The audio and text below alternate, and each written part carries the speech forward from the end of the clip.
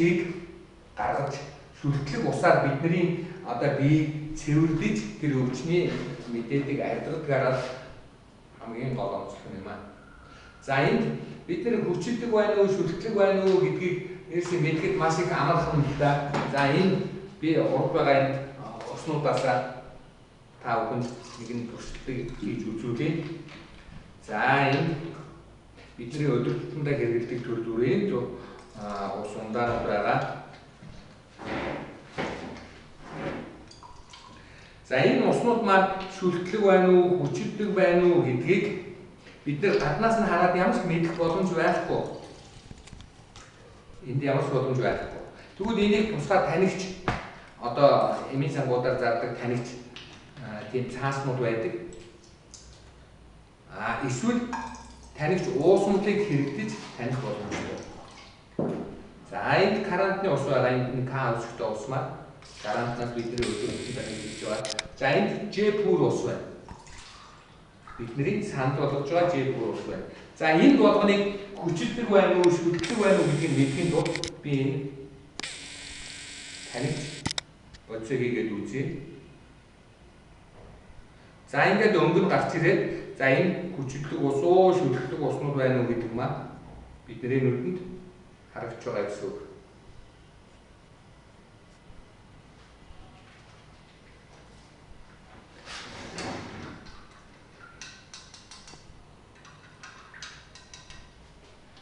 За ерөнхийдөө ойлгомжтой. За усаа бид нэр танилаа. Эндээс өнгийг харъя. Хэрвээ ийм болбор шар ногоон тал руугаа байгаа бол хүчилдэг голцоо уснууд байна. За шүлтлэг ус бид нар ууж хэрэглээд байгаа маань биед ямар нэгэн өвчин үүсгэхээс хамгаалах гэдэг. Тэгэхээр энэ дээрээс энэ J-пүр уснаас ийм хүчтэй шүлтлэг ус гарч байгаа гэж харагдсан. Тэгэхээр бид нар өнөөдрийн энэ туршилтаараа эндээс карантины усыг бид нар хэрэглээд тэргүй өдөр тутамдаа хэрэглэж байгаа. За тэгвэл энэ хоол унд цай карантиныхаа усаараа хоол унд хийж уусныхаа дараа J-пүр уснаас ухтад хангалттай. Шүлтлэг болдог. За энэ бидний бас хэрэглээнүүдийн нэг байна.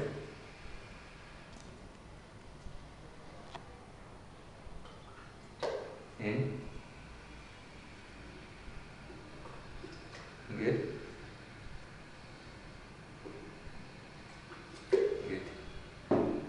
за эндээс энд газтай ундаа байгаа маа. Газтай ундааг бид нар бүгдээрээ хортоо гэдгийг мэддэг.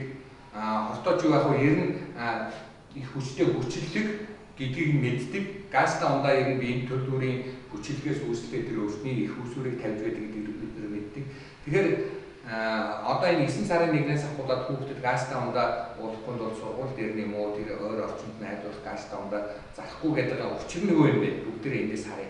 За энэ газтай ундаа руу нөгөө шүлтлэг усаа хийлээ. Энэ юу хийгээд байгаа юм бэ гэхээр нэг стакан, нэг ийм сав газтай ундаа уусан бол 30 стакан шүлтлэг J-пүр ус ууж ээж шүлтлэг орчин бий болно. Тэгэхээр газтай ундааны хамгийн сул тал нь бидний одоо газтай ундаа их ухаар биеийг хүчлэг болгож өвдөхөд нөлөөлөд байд юм а гэдгийг мэддэг учраас энэнд дургуутж байгаа. Тэр хүүхдүүдийн сургууль дээр тэр шүдэн их муудаад байна.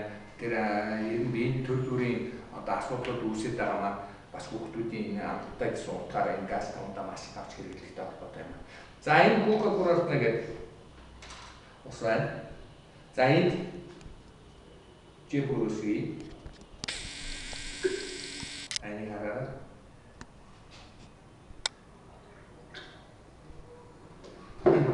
За энд ашаа уснууд бол төр бүрийн эрдэс элементүүдтэй байдаг.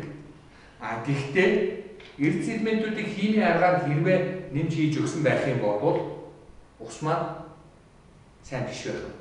Одоо энэ бидний хэрэглэдэг хэрэгтэнүүд маань бүгдээр ингэж харагдчих шүү дээ. За ингээд цааш нь дараагийн туршилтуудыг ингээд хийгээд бүгдээр харъя. Тэр J-пүр усны дараагийн нэг онцлог нь бол бид нарыг эрүүл байхад хамгаалах зорилготой За энд J4 ус маань хамгийн нэгдүгээр молекулын хувьд жижигрүүлсэн тийм ус гаргахаараа маш их давуу талтай. Ямар нэгэн ус ингээд савлагдаад савнд байгаад удаан байхаараа молекулууд нь багтардаг. Ийм багтарсан молекултай энэ усыг уух юм бол бидний эсийн түвшинд очиж эсийг хооллоход маш хүндрэлтэй байдаг. Хүлээж авч чаддгүй. Тэгэхээр J4 ус маань өөрөө тэр 24-өөс 26 багц молекул үүссэн ийм одоо карантинаас юм уу савлагдсан усны молекулын бүтэц ийм олоодаа шамбардсан юм байдаг бол J4 ус маань 5-аас 6 молекултай болгож ингэ задлж өгч байгаа та нэг бол. Тэгвэл 5-аас 6 молекултай энэ жижигсэн молекултай усыг бидний эсийн түвшинд эс маань өөрөө авч ууж өөрийгөө цэвэрлэх, өөрийнхөө тэр тэмцвэртэй байдлыг байлгахад хамгийн чухал нөлөө үзүүлэхээр онцлогтой юм J4-ийн усны одоо молекулыг жижигрүүлж чаддаг аппарат гэдгээр хамгийн чухал юм байна. Ер нь дэлхийн эрүүл мэндийн байгууллагаас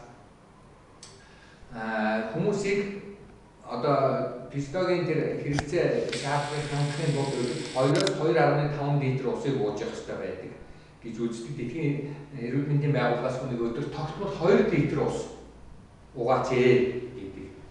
Гэтэл өнөөдрийн хэрэглээг харахад Америкийн нэгдсэн улсад хүмүүс маань өдөрт 1 литр ус уудаг болтой. Солонгост бол 600 г ус ууж байгаа бол Монголд өдөрт хүмүүс цэвэр усыг 300 г-ыг ууж байна гэсэн ийм судалгаа гарсан байна. Тэгвэл бид нэр